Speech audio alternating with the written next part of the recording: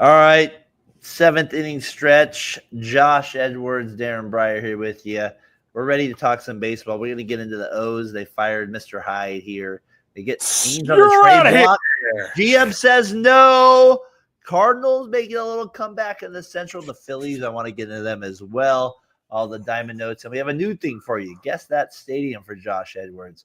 At least he won't have to think of 1,000 players, just a couple stadiums. No. He should be better at this. All right, I can eliminate 2 off the bat every time. Oh, well, there you go. We're not giving you St. Louis. So here we go, right off of it. All right, 7th inning stretch. Here we go.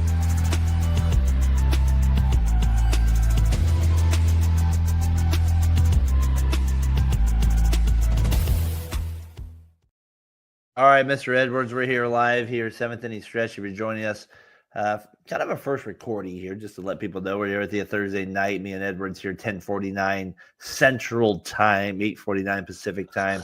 Here with it. Oh, wake up, get your job done here. You'll see us Friday morning with it. We're gonna mix some things up here on VSN. Edwards, O's fire the manager. Mr. Brandon Hyde gets fired. They hired my guy Tony Masaloni, that third base coach that we just talked about here before we jumped on, 42 years old. I always think of Logan Stone with this one because I felt like from like 7 games in, I was like, what do you mean you're firing the guy 7 games in? But he had a gut feeling. Now, I got to give that to Mr. Stone. And the Orioles have been absolutely pathetic, 16-32 to start the season. A minus 85 run differential as well. They have had injuries along the way. There are guys underperforming. That's putting it mildly. They barely just got their first win for their manager. Is there any chance they bounce back and can be in the playoff race, the Orioles? No. None? It's over? The season's playoff run, yes, is over. Unless, you got to think about it. Toronto is overplaying expectation. Boston is doing something we talked about them having the potential to do. The AL Central is loaded right now. You got 3 teams that are tied for second place in the AL Central. And let's not even worry about the AL West with the Mariners. The pitching is figured out. The offense is finally coming around and doing more than enough to be better than competitive. The Astros are still the Astros. The Rangers still have a chance to be there. I think there's too many teams in the way. Unless Baltimore would go – they'd have to win 60 games of what's left. What do you think has gone wrong with them? I know, like I said, like the pitching hasn't added up because they got rid of Burns. One too many trades. Russians.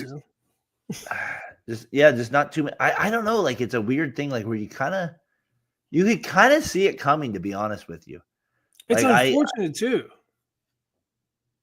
From the standpoint of you like to have like a team kind of build on their youth, this team has kind of regressed. You get Holiday, you have Adley as your catcher. You have Rodriguez supposed to be your main pitcher there, and they just haven't been able to keep that momentum going. Gunnar Henderson, of course. That team is stacked. Cedric Mullins is there, but the pitching is the problem. You're right, Darren. They traded away too much pitching, didn't get enough back. And the team is dying. And what makes it worse for this team is offensively stacked with their young talent, and they're just all underperforming at this point. So everything came together, snowballed, and Baltimore's just falling apart. It's unfortunate because this is a team I'm very high on. I enjoyed watching them play ball last year. Their youth is phenomenal to watch, and they should be because the Orioles were so bad for so long. They had all those top picks. It's just a shame.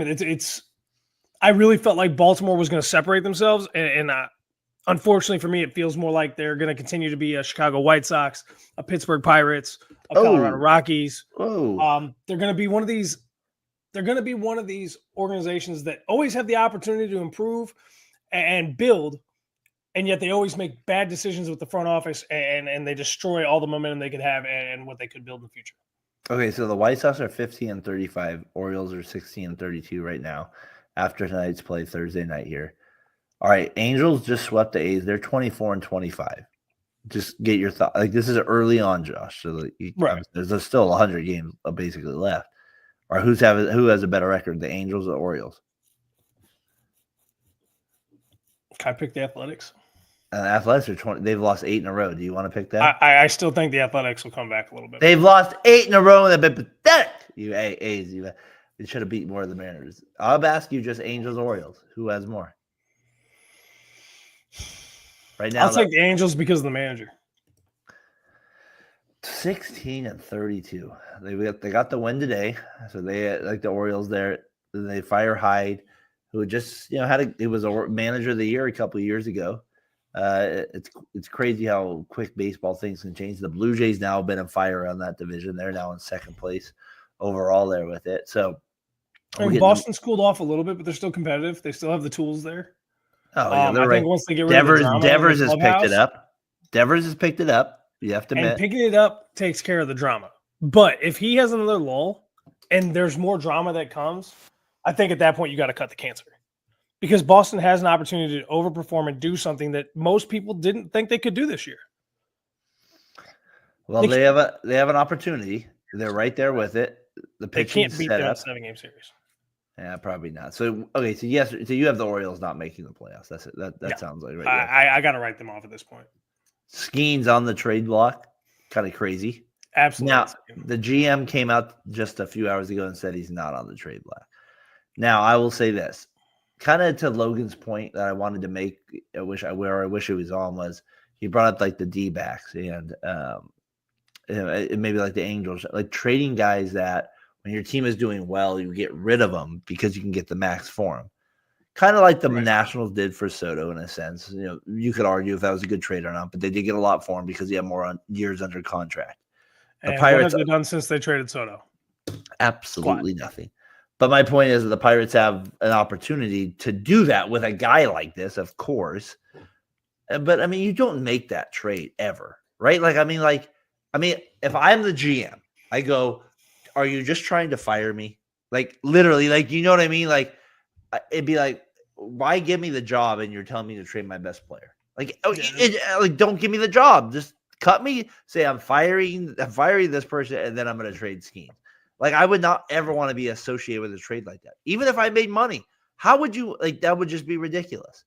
And so we saw the Bryce Harper thing. We saw that. I do agree. There's a world where they should do it earlier than later for the Pirates, but this is not the time.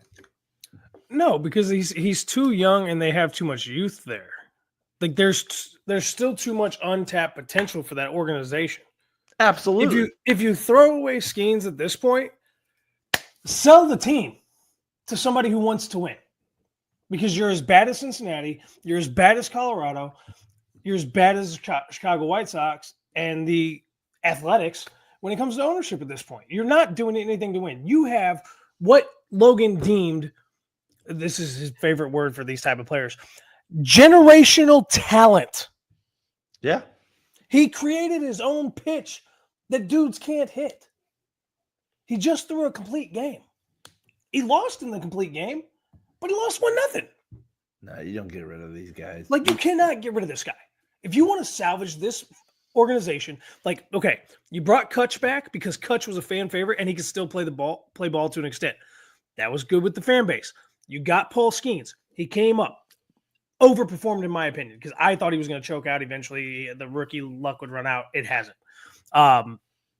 You cannot afford to toss this guy to the side. I don't care what bag of money somebody gives you.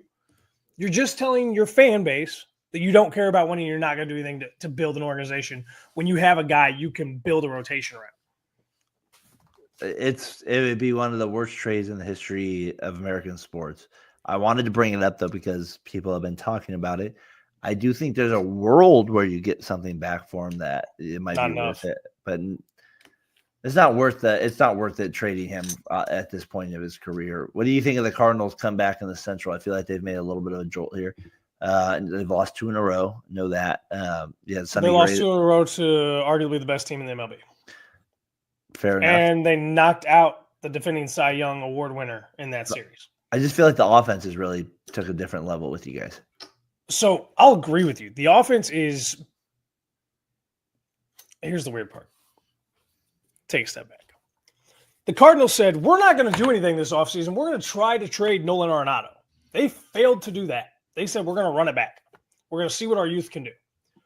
We have ultimately the same lineup minus Paul Goldschmidt. We only went out and got Phil Madden. So when you look at this as a whole, we changed nothing on the offense, and we went from being one of the worst offensive teams in the league to one of the best offensive teams in the league. We did nothing with our pitching. We went from being one of the worst teams in pitching to being one of the most consistent and best teams in pitching. Yeah. With no change. Nothing. I was calling for the entire front office to be gone. So I have to step back now in my fandom and in my self-righteousness as a Cardinal guy, since you all like to make fun of the Cardinal way, the FIB, the best fans in baseball, BFIB. But, boo. Boo. I have to sit here and go, I blamed the front office last year, much like a large majority of the St. Louis fan base did. It was on the players. Yeah. I still don't like John Mozeliak. Don't John, I'm not giving you a pass here, buddy. No. But I have to remove some of the things I said last year about the front office and even Ollie Marmol and say the players underperformed last year. Think about it this way. If Jordan Walker was even playing at the progression scale that Victor Scott or Mason Wynn is at this point, there's nobody in the NL touching us. I don't care. I'll go run with the Dodgers all day long. Because if Walker's up, that means Gorman's figured it out too. Yeah. You can't get through this lineup. There's no way you get through this lineup the way they are. Nolan Arenado voluntarily said, slide me down in the order because Ivan Herrera, who's been the best hitting catcher over the last 2 seasons, is hitting better than me. And Wilson Contreras has finally found a hot streak, and he's hitting better than me. They deserve to be up in the lineup. You were harsh on him. We have a team of unselfish guys who are enjoying playing the game together. I can tell you this much. There's a large portion of the St. Louis baseball community. We feel like this is the 80s. The speed, the tenacity. Small ball. And let's be very honest. Yes, the small ball. Whitey ball. We have the best defense in the entire MLB. So for all you guys out there who want to talk about defense is important in baseball, shove it. Shove it.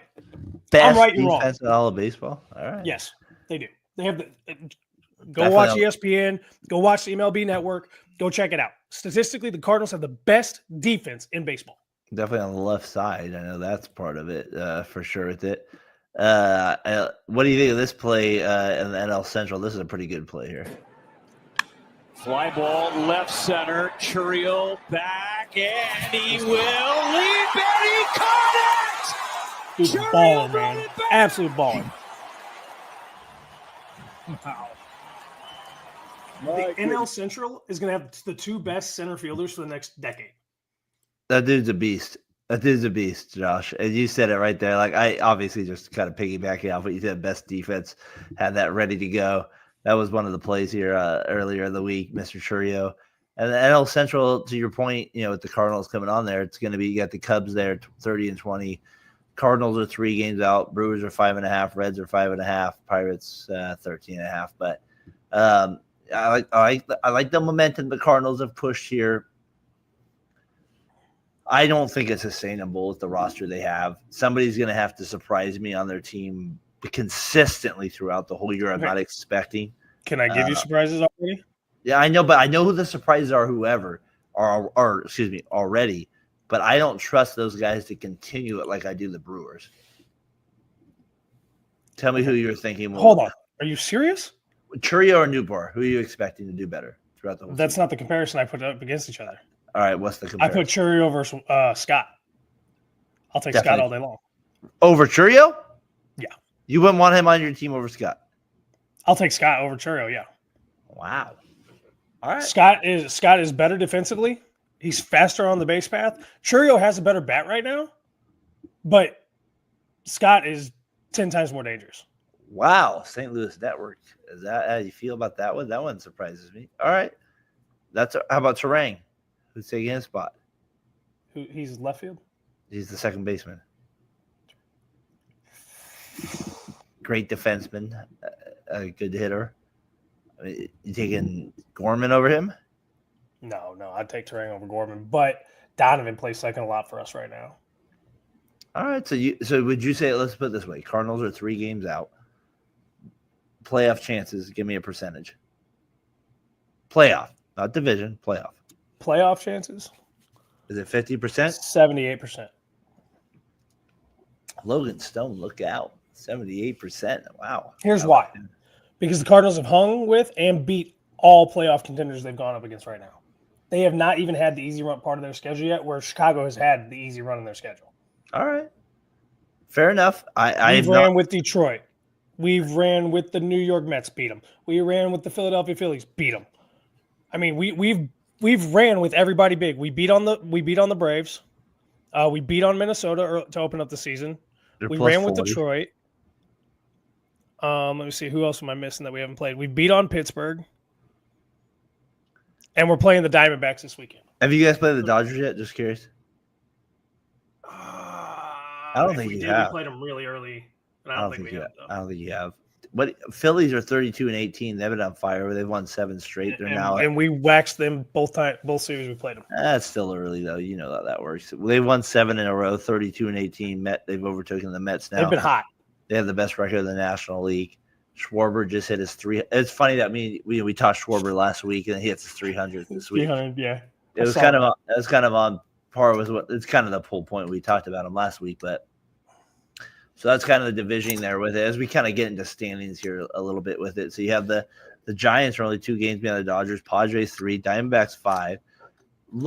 Logan Stone wrote up the point that the Diamondbacks should sell at 26 and 24 in their 5 games act, John.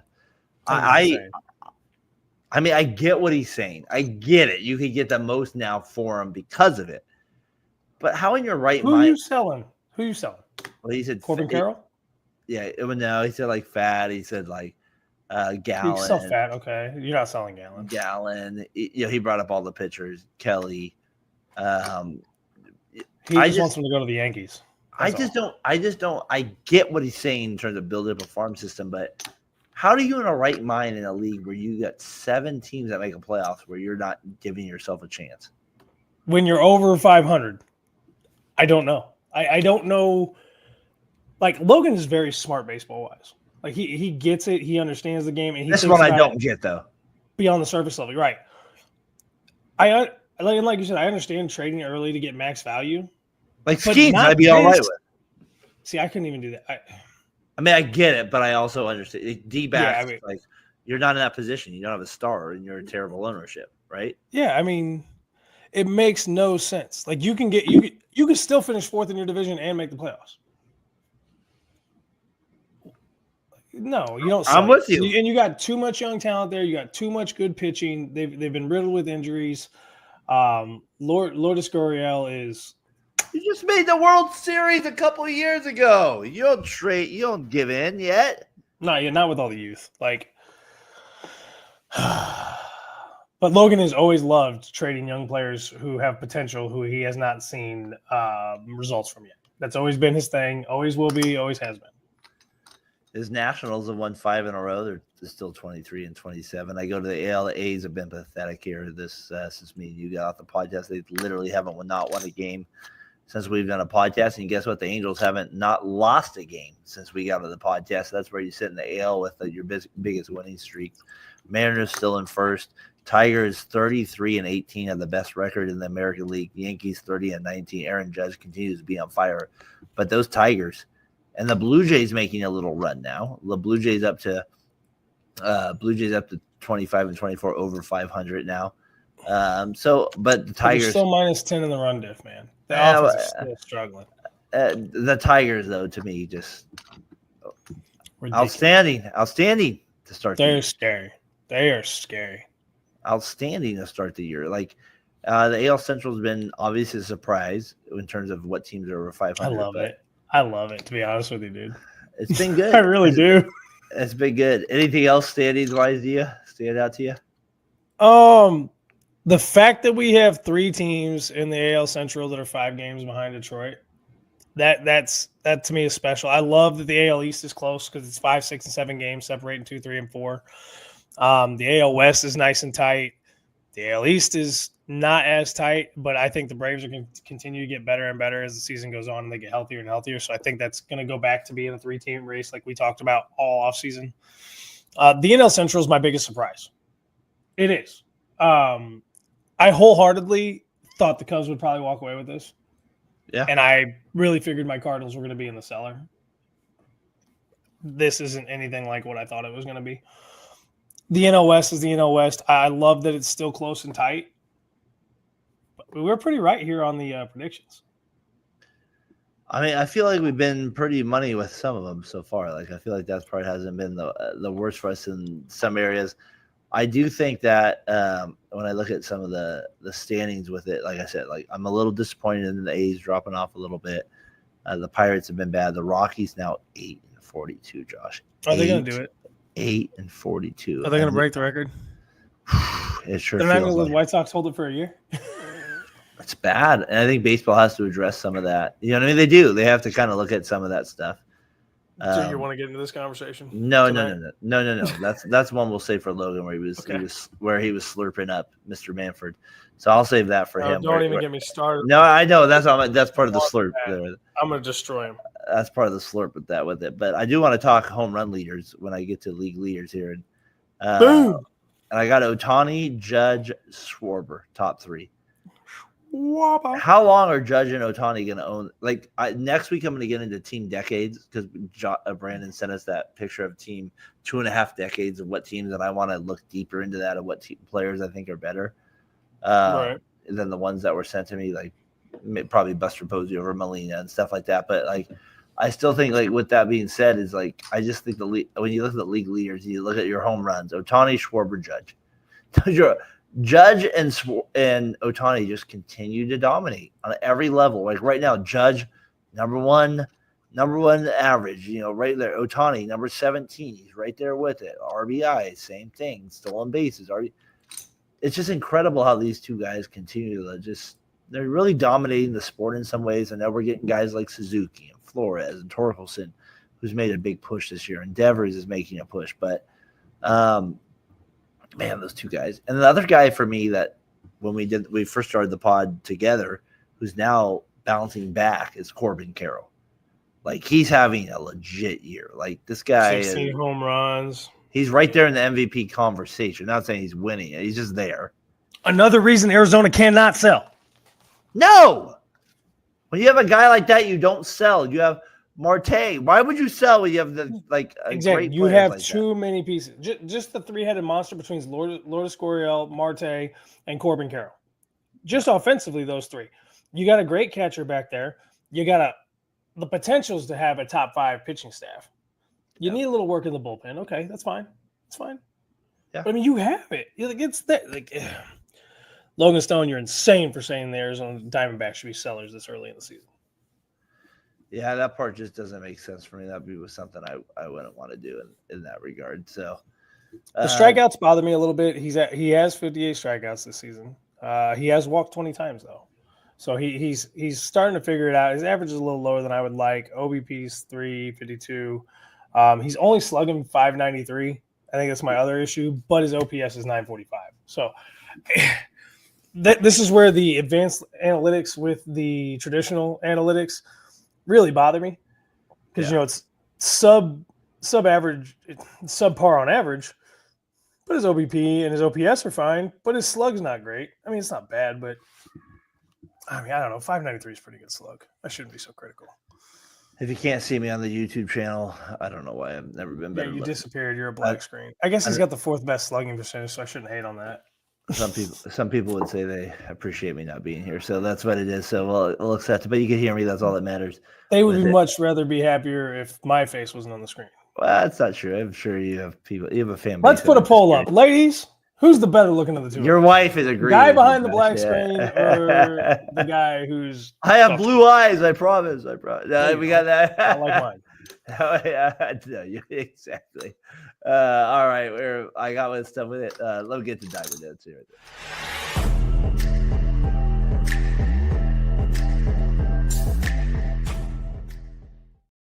All right, Josh, we talked about a little bit before. Rockies off to the worst start in 1895. Wow, and you never want to be associated with that.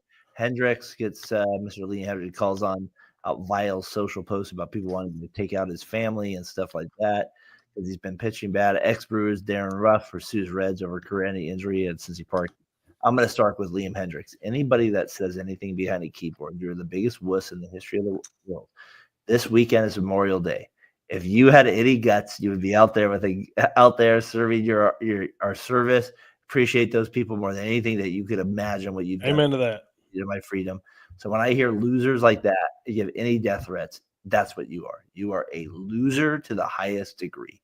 And I just cannot drive that home point enough. So anybody gives death threats to an athlete, I understand you have bigger issues than I can even fry, but you are a loser. And I will do a loser dance, right, Josh, for that. You are a loser for that. And that's why your camera's black. It pisses me off. Isn't Liam Hendricks the guy who had leukemia and came back? Absolutely. Dude, I have not even heard about this story. I just heard it today. That is vile and ridiculous. Posted on social media today. Wow. See, I haven't been on. I just saw it before we came on about a couple hours ago. Okay, cool. So but but that stuff pisses me off. Dude, we've lost and I'm not trying to get on a moral tirade. Don't get on a moral tirade. Just talk about this and why it's ridiculous. Well, you can't talk about this and why it's ridiculous without talking about the moral tirade here. So I'll be real quick about it. We as a human society have lost the value of the dignity of what human life is. This is a game. They play a game. They're just like us. They're human beings. We all have bad days. We all have bad outings. We have bad days at work. We screw up. We make mistakes. How would you like it if every time you screwed up at work, one of your coworkers was making those kind of threats towards you? It's sick. It's dehumanizing. It's gross. Stop doing it. It's a game, for God's sakes.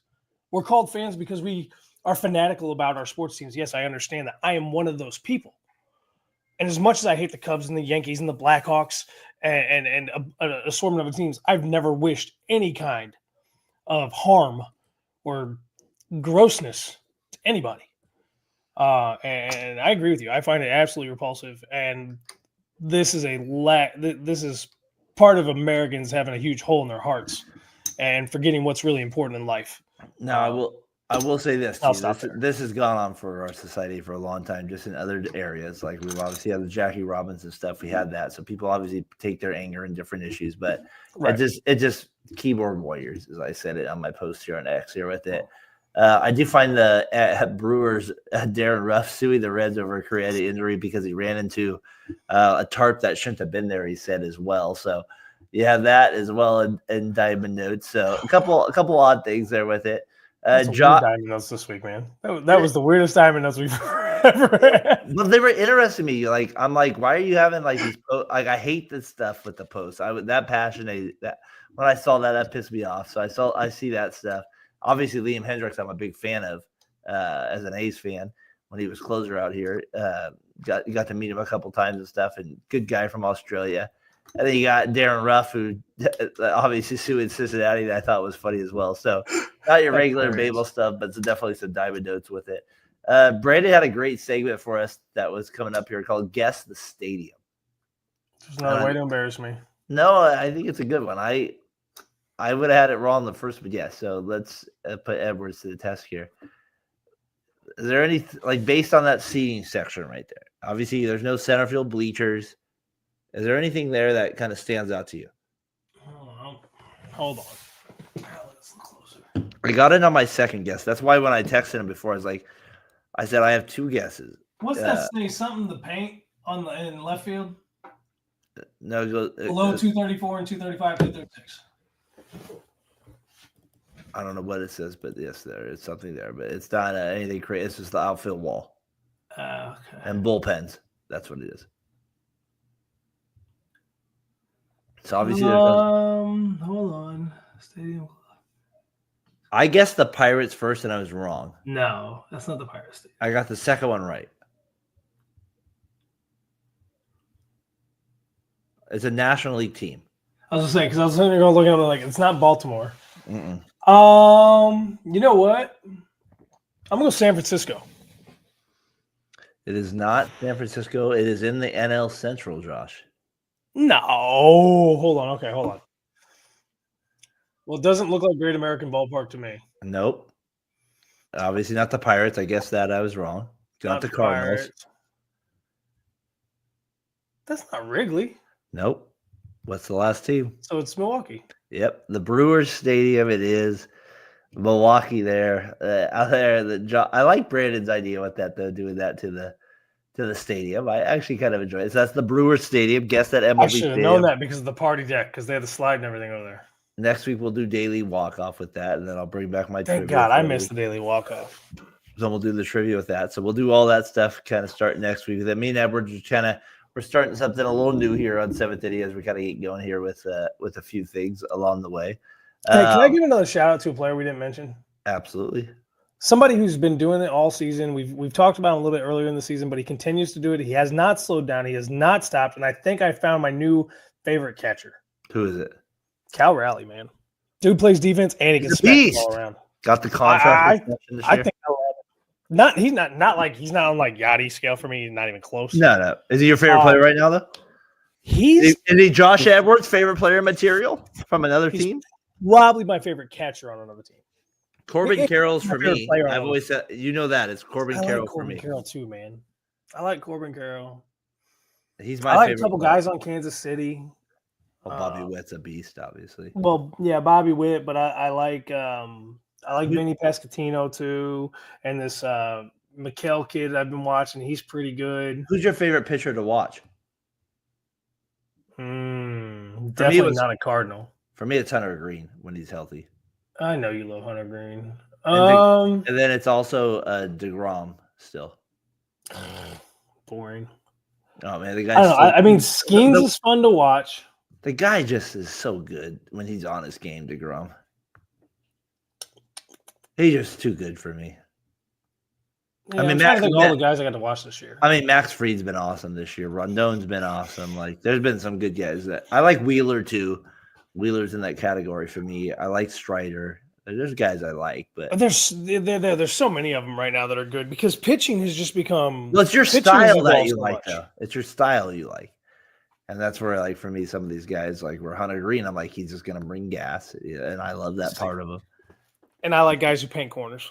Yeah, and have nasty, filthy. So you should like Max Fried at a high level right now. You should like Max Fried at a high level right now. Yeah, but he's a Yankee, and you hate Yankees. I get that. Yeah, I'm not a Fried guy. I don't know, man. I like Chris Carpenter back when he was a pitcher. You find me a pitcher like that. If you could comp somebody to Chris Carpenter, I'd go watch him and tell you if I like him or not. That sounds like a challenge for me next week. You got it done, my friend. That's cool. That's my challenge for next week. All right. Now, if you can find me somebody who comps to Bob Gibson, I'd be even more thrilled. Oh, that's not realistically possible anymore. But I know it is possible. A flashback. What a ride! The Cardinals are world champs in 2011. Bo This could be the year. This could be the year. Hey, we gave him a segment. We don't always do that on this show, so we gave it to you on that one. Bo Jackson, 1992, or coming back from injury, hip surgery with the Raiders. Got tackled by the Bengals, injured his hip, was out. Came back with the White Sox, and here's his first at bat, back from surgery. The greatest athlete maybe of all time. He's up there. That ball hit deep to right field. Tarnover goes back, looks up. You can't put it on the board. Yes! Bo Jackson in his first at bat in the 93 season. Homers to right field, and what a moment this is for that man. I really don't like him in that jersey.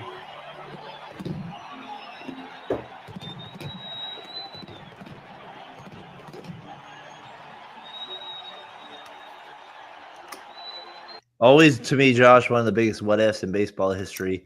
I hear you with the uniform, not liking him in it, but obviously after injuries, things change. I know I always find it fascinating reading his book that he wishes if he did do it again, he would just have played baseball and not played football. And not saying he went to play it in college, but come pros, he said he would have just played baseball. But given his ability, health-wise, and he was just as good. And he would have made more money, obviously, over time playing in baseball than he did in football. So, which is dumb. I'm sorry. Baseball players should not make as much money as football players. The one thing with baseball is they play every day. You know, they play a lot. And they take a lot from their family. And there is that part of it. That's a lot. Like, it's not once a week for it. I get all of it, but it is there is something to be said with, training day. You're basically gone for 250 days of the year. Yeah, and I mean, I think baseball is more of a skill set game, and they have a great union. Hold on. They have a great union. I don't want to get lit up here. Hold on. Let me rephrase this. Baseball is easier to be great individually than football. But players don't want to seem to always take advantage of that when they're great at both. They always want to go football because I think the paycheck's better if you're best right away. Well, so Kyler Murray's the greatest example. Yeah. Right? Drafted the by the endorsements are better. You'll make more money. They think they'll make more money in the long term. Drafted number 1 in NFL, drafted 7 in MLB. He's your closest example to recently of somebody that was taken that high. And he totally should have played baseball and not football. Oh, he still made a buttload of money doing football, so it's hard for him as a quarterback. Yeah, but he's a joke. The problem is he's an absolute joke. Yeah, but Bo Jackson was a running back, and Kyler Murray, was a quarterback. And quarterbacks, as you know, are going to make more money than running backs. So I think it does depend on. Could you imagine though if he was a lockdown pitcher, or could throw 6 innings of 1-run ball? Well, he wasn't. He was a center fielder and second baseman. So that was, he was. I didn't know what position he played. He was a center fielder. That was his position. I guess quarterback makes more sense then. So sorry I got blacked out tonight, Josh, on our first recording one. But I thought it was a good show. We kind of went a little sooner tonight. Yeah, I say sooner that we don't do recording, do live. Damn Wi-Fi always invites you, but hey, you're in California, man. You guys are supposed to have the best of everything. Yeah, exactly. We have the best of a lot of stuff, but also the worst of some stuff. But obviously, Missouri has the best umpires, and you were out there tonight doing that. You're rocking it for Little League. Always appreciate, like, if somebody does use sports and you umpire, like, all right, Edwards, I appreciate that. You're out there serving the community in a good way, and me and you are going to keep this going. We got the recording going with it. We got the new logo that Mr. Brandon put out there. Still trying to get you, Brandon, to be the third guy. Get your butt out of here, buddy. He's just the third guy. I know. He's busy. He's just super busy. So I got to tease him a little bit out here with it. So I got that, and I got Mr. Edwards. A little shorter episode here on it, but we hit the topics. We hit what we wanted to. We'll be back with you next week as well. Be on Thursday, probably the next 2 weeks. Then we're going to kind of move over to Wednesdays. It's looking like here. So, but we'll still bring you the baseball content. We're going to do more of the recording stuff, but we'll be back out on the air a few hours later. So don't be surprised by that. We'll also do some live episodes along the way too, to keep you guys entertained and kind of get the comments going as well. So me and Edwards will mix that up as we get through the summer. Getting close to the All-Star game, believe it or not, people. I do want to do the home run derby thing this year. Yes, thank God. I was hoping you were going to say that. That would be fun. So, dude, it's so much fun. I love it. It is, and hopefully Logan will be on with that. So everybody gets in on it. It's so much fun. No, I think that'll be good stuff. So I can't wait for that. I can't wait for summer. I'm 2 weeks from school being over from here as that part of it. So. Edwards, keep the good fight going. Appreciate you, son of a. Keep the good time going, my friend. We're gonna keep putting Josh to the test. If it's a trivia, if it's stadium, we're gonna make this man. We're gonna put him to the test. Whatever. So Edwards, I know I'm blacked out, as they say, but you can at least hear this voice. I'll see you next week, my friend. Sounds good, sir.